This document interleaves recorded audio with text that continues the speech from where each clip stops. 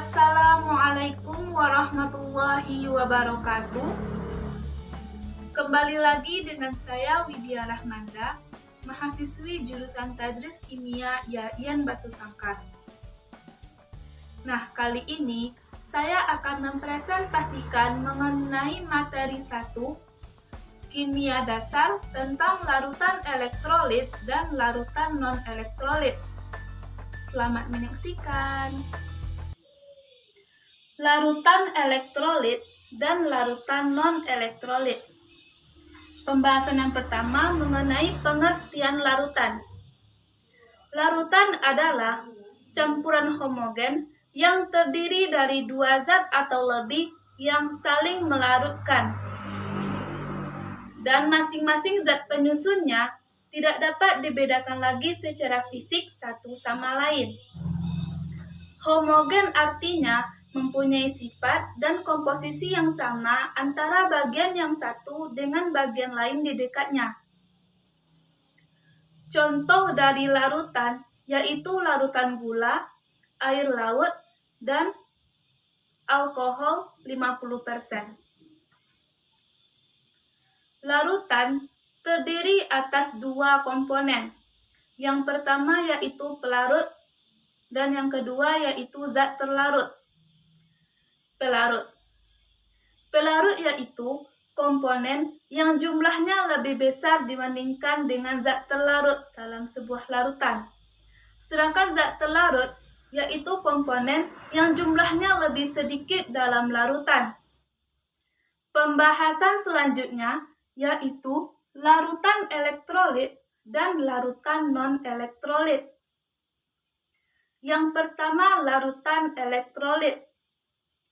Larutan elektrolit yaitu larutan yang dapat menghasilkan arus listrik. Di antara ciri-cirinya, yang pertama, memiliki efek nyala lampu. Yang kedua, memiliki gelembung gas.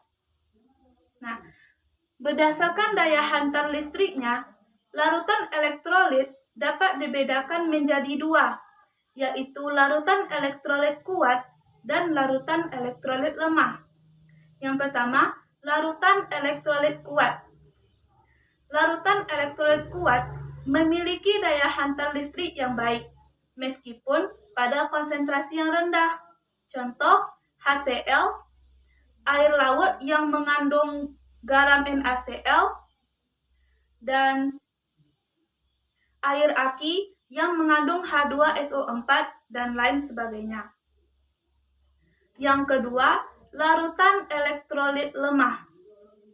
Larutan elektrolit lemah ini memiliki daya hantar listrik yang buruk, meskipun pada konsentrasi yang lebih besar. Contoh, amonia atau NH3 dan cuka atau CH3COOH. Nah, yang kedua yaitu larutan non-elektrolit. Larutan non-elektrolit yaitu larutan yang tidak dapat menghantarkan arus listrik. Di antara ciri-cirinya, tidak terdapat efek nyala lampu pada alat uji. Yang kedua, tidak adanya gelembung gas. Pembahasan selanjutnya yaitu hubungan larutan elektrolit dengan ikatan kimia. Berdasarkan jenis ikatannya dapat dibedakan menjadi tiga, yaitu senyawa ion, senyawa kovalen polar, dan senyawa kovalen nonpolar. Yang pertama, senyawa ion. Senyawa ion adalah senyawa yang terbentuk dari unsur logam dan non-logam yang berikatan ion. Dalam bentuk padatan, senyawa ion tidak dapat menghantarkan arus listrik karena partikel ionnya tidak bergerak bebas. Sedangkan dalam bentuk lelehat, senyawa ion dapat menghantarkan arus listrik karena ion-ionnya dapat bergerak bebas. Dalam sistem alat elektrolit tester, Ion positif bergerak menuju elektroda negatif, sedangkan ion negatif bergerak menuju elektroda positif, sehingga arus listrik dapat mengalir. Contoh dari senyawa ion yaitu NaCl, 2. Senyawa kovalen polar.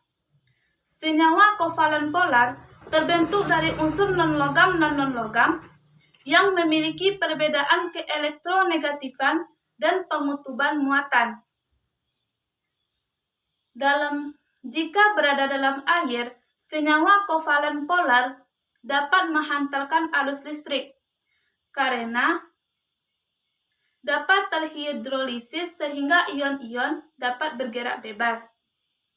Contoh HCl, H2SO4, dan CH3COOH. Yang ketiga, senyawa kovalen nonpolar. Senyawa kovalen nonpolar terbentuk dari unsur non-logam dan non-logam yang berikatan kovalen dalam bentuk padatan, lelehan, maupun larutan. Senyawa kovalen nonpolar ini tidak dapat menghantarkan arus listrik karena terdiri dari molekul-molekul netral atau tidak bermuatan. Contoh dan CCl4. Pembahasan selanjutnya yaitu faktor-faktor yang mempengaruhi daya hantar listrik suatu larutan. Nah, di antara faktor-faktor yang mempengaruhi daya hantar listrik suatu larutan dapat dibedakan menjadi 3, yaitu konsentrasi, jumlah ion, dan jenis larutan. Yang pertama, konsentrasi. Konsentrasi yaitu besaran yang menunjukkan kepekatan larutan melalui perbandingan zat terlarut dengan pelarut. Nah, satuan dari konsentrasi ini yaitu molaritas. Molaritas adalah satuan konsentrasi yang menunjukkan banyaknya mol zat terlarut dalam 1 liter larutan. Nah, biasanya semakin besar konsentrasi zat terlarut, maka semakin besar pula zat terlarut yang dapat terionisasi sehingga dapat menghantarkan arus listrik.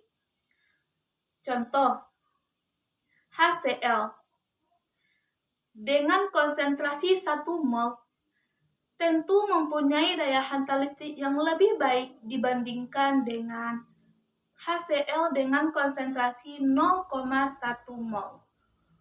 Yang kedua yaitu jumlah ion. Nah, di jumlah ion ini semakin banyak ion yang ada di dalam larutan, maka semakin besar pula daya hantar listriknya, maupun sebaliknya. Contoh, KCl memiliki 2 ion, di antaranya K+ dan Cl-. Yang ketiga, jenis larutan.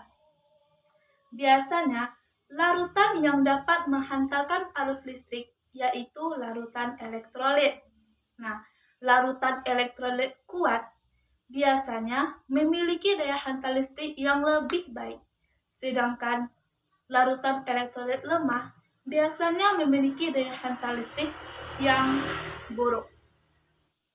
Salah satu cara untuk membedakan antara larutan elektrolit kuat dengan larutan elektrolit lemah yaitu dengan melihat derajat ionisasinya.